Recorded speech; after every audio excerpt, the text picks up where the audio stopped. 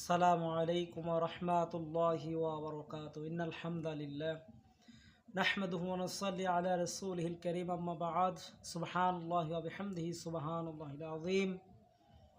আজকে দারসুল হাদিস ক্লাসের কিতাবুস সালাত অধ্যায় থেকে 530 নম্বর হাদিস নিয়ে আলোচনা করব। হাদিসটি হলো ওয়ান যায়েদ ইবনে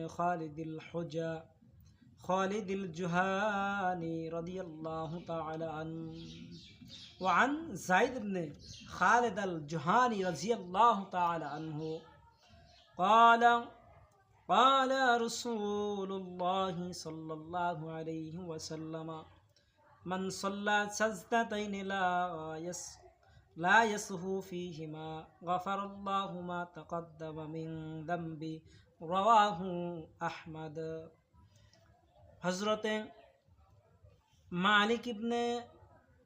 হযরতে যায়েদ ইবনে খালিদ আল জুহানি রাদিয়াল্লাহু তাআলা আনহু থেকে বর্ণিত। হযরত যায়েদ ইবনে খালিদ আল জুহানি রাদিয়াল্লাহু তাআলা আনহু থেকে বর্ণিত, নবী করিম সাল্লাল্লাহু আলাইহি ওয়াসাল্লাম ইরশাদ করেন, যে ব্যক্তি 2 রাকাত নামাজ আদায় করেছে আর এতে সে কোনো প্রকার ভুল ত্রুটি করেনি, আল্লাহ তাআলা তার অতীতের সমস্ত সগীরা গুনাহগুলো ক্ষমা করে দিবেন। সুবহানাল্লাহ।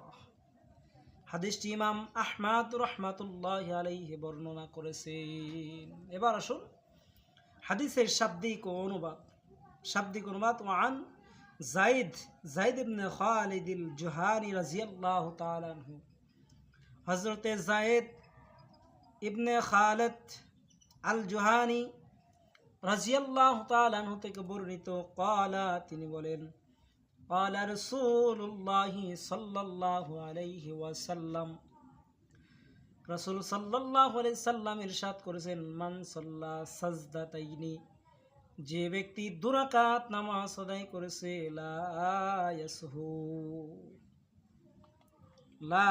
ইয়াসহু আর সে কোনো প্রকার ভুল করেনি, ফিহিমা এতে অর্থাৎ নামাজের মধ্যে, গফারাল্লাহ আল্লাহ তাআলা তাকে ক্ষমা করে দিবেন, মা তাকাদ্দামা মিন দামবিহি তার অতীতের সকল সগীরা গুনাহগুলো। সুবহানাল্লাহ।